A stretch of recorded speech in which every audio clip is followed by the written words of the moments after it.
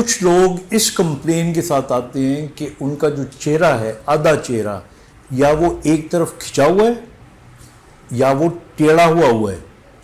اب ایک تو اس کی بڑی کامن وجہ آپ کو نظر آتی ہے کہ جن لوگوں کو لکوہ ہوتا ہے نا، بیلز پالسی جسے کہتے ہیں، ان کا وقتی طور پہ کچھ ہفتوں کے لیے منہ ٹیڑھا ہو جاتا ہے، یعنی ان کا اگر آپ انہیں کہیں کہ دانت دکھاؤ یوں کر کے تو ایک سائڈ پہ زیادہ کھنچے گا۔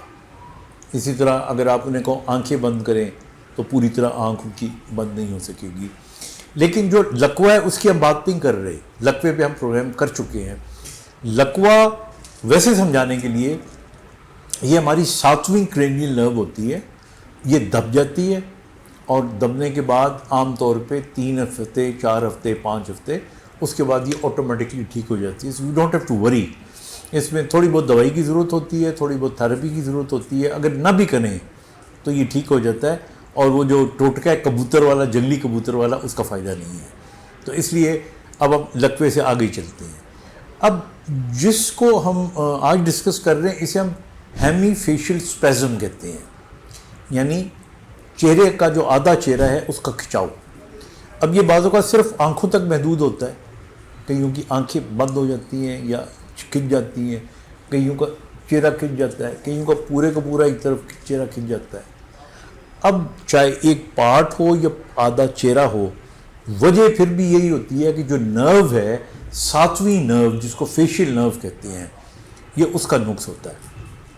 اب یہ جو نقص ہے یہ 2 جگہ پہ ہو سکتا ہے، یا یہ برین کے اندر ہوگا اور یا پھر یہ برین کے باہر جو نرو ہے وہاں پر ہوگا۔ تو برین سے جب 7ویں نرو نکلتی ہے تو اگر اس کے اوپر کوئی بلڈ ویسل اس کے ساتھ سے گزر رہی ہو اور اس کے اندر کوئی موومنٹ ہو رہی ہو، بعض اوقات اینوریزم ہو سکتا ہے، بعض اوقات اس کا پریشر ہو سکتا ہے، تو یہ نرو اریٹیٹ ہوتی ہے۔ اریٹیٹ کا مطلب ہے کہ مطلب تھوڑی سی اس میں آپ سمجھ لیں کہ اسپارکنگ ٹائپ ہوتی ہے عام آدمی کو سمجھانے کے لیے۔ تو اس اریٹیشن کی وجہ سے پھر جتنے پٹھوں کو یہ سپلائی کر رہی ہوتی ہے، یہ پورے چہرے کو سپلائی کر رہی ہوتی ہے، یعنی آدھا حصہ جو پورا ہے، تو وہاں پہ پھر موومنٹس آ جاتی ہیں یا چہرہ اسپیزم ہو جاتا ہے۔ تو اس لیے ایک تو اس کی بہت بڑی وجہ یہ ہے۔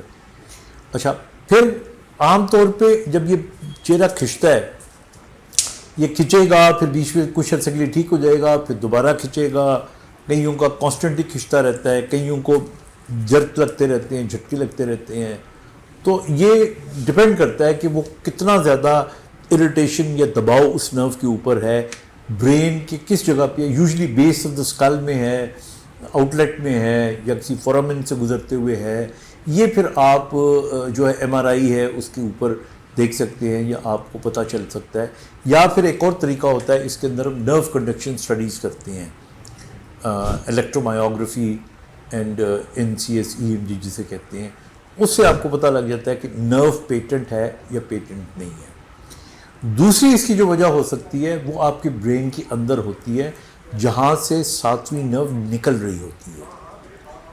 تو وہاں پہ اگر نقص ہو تو اس کی جو زیادہ تر وجہ ہوتی ہے وہ اللہ نہ کرے یا تو کوئی برین ٹیومر ہو سکتا ہے، یا وہاں پہ کوئی انفارکشن ہو سکتی ہے، یا کوئی اور ایسی پیتھولوجی ہو سکتی ہے جو برین کے اندر ہے۔ اس کے لیے پھر آپ کو MRI کروانا پڑتا ہے، اور MRI کرانے کے بعد اگر آپ کو ڈائگنوسس ہو تو پھر آپ پوری بیماری کا ٹریٹمنٹ کرتے ہیں۔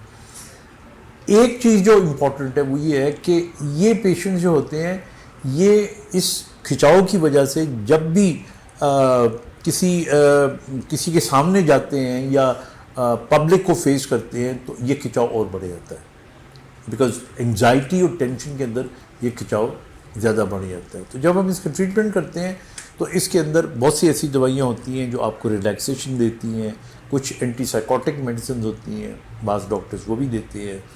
پھر اس کے اندر ہم بوٹاکس کا ٹیکہ لگاتے ہیں۔ ہمارے یہاں تو عام طور پہ بوٹاکس جو ہے وہ خوبصورتی کے لیے خواتین کے حوالے سے آپ نے سنا ہوگا، لیکن اس بیماری میں ہم بوٹاکس لگاتے ہیں تاکہ وہ جو مسل اسپیزم کر رہے ہوتے ہیں وہ پیرالائزڈ ہوں، یا ان کی جو اریٹیبلٹی ہے وہ کم ہو، کیونکہ یہ بعض اوقات اتنا شدید بھی ہو جاتا ہے کہ لوگ کھانا نہیں کھا سکتے، اور بعض اوقات بولنا مشکل ہو جاتا ہے۔ کئی دفعہ میں نے پیشنٹ کو دیکھا ہے وہ باقاعدہ ہاتھ رکھ کے بات کر رہے ہوتے ہیں۔ تو اس لیے بوٹاکس کو be very effective sometimes. And then of course medicine اور اس کا بوٹاکس کا اور ایکسرسائزز کا کمبینیشن کین ہیلپ اٹ. لیکن اگر اس کی کاز سینٹرل ہے, برین کے اندر ہے, تو پھر sometimes you have to be refer to a neurosurgeon for further management. لیکن ایک چیز میں یہاں پہ تھوڑی سی کلیئر کرتا رہوں, کچھ لوگوں کو یہ پورا چہرے کا اسپیزم نہیں ہوتا, ہلکی سی یہ جگہ یوں یوں کرتی ہے یا اینگل آف دا ماؤتھ یوں یوں کرتا ہے, تو اس کو اسپیزم سے نہ آپ مقابلہ کریں. یہ جو لوگ انگزائٹی کا شکار ہوتے ہیں نا, ان کی آنکھ بعض اوقات پھڑپھڑا جاتی ہے, تو اسے ہم بڑی بیماری نہ سمجھیں. جو بالکل کبھی کبھار انگزائٹی میں آنکھ کا پھڑپھڑانا ہے, but that could be due to anxiety, nervousness and tension. لیکن جو ہم نے تفصیل سے بات کی ہے وہ ہیمیفیشل اسپیزم ہے, اور اس صورت میں آپ کو اپنے ڈاکٹرز کو ضرور دکھانا چاہیے. اپنا خیال رکھیے گا. خدا حافظ.